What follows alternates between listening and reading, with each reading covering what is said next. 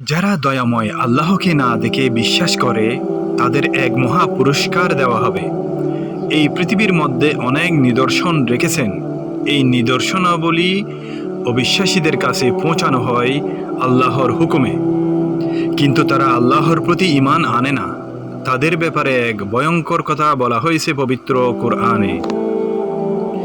মহান আল্লাহ তাআলা বলেন, নিশ্চয়ই জাহান্নাম উট পেতে রয়েছে, তা উদ্যুক্তের ঠিকানা, যাতে তারা যুগ যুগ ধরে এভাবেই অবস্থান করবে, যে তাতে তারা আস্বাদন করবে না কোনো শীতলতা এবং কোনো পানীয় বস্তু, ফুটন্ত পানি ও রক্তপুঞ্জ ছাড়া।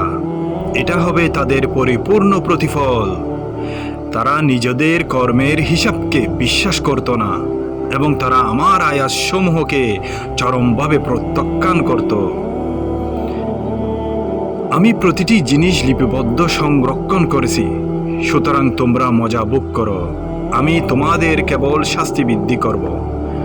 আল্লাহ তাআলা যারা আল্লাহকে বিশ্বাস করে না, রাসূলকে বিশ্বাস করে না, তাদের শাস্তির কথা বলা হয়েছে। আর যারা ঈমান এনেছে, তাকওয়া অবলম্বন করেছে, যারা আল্লাহকে বিশ্বাস করে, তাদের পুরস্কার কি হবে?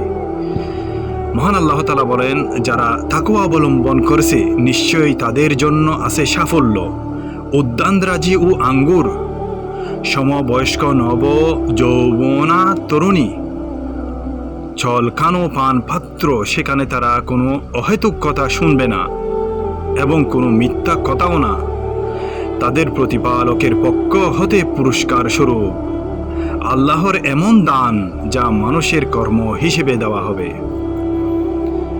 সেই প্রতিপালকের পক্ষ থেকে যিনি আকাশমণ্ডলী, পৃথিবী ও এর মধ্যবর্তী সব কিছুর মালিক দয়াময়, তার সামনে কিছু বলার সাধ্য তাদের হবে না।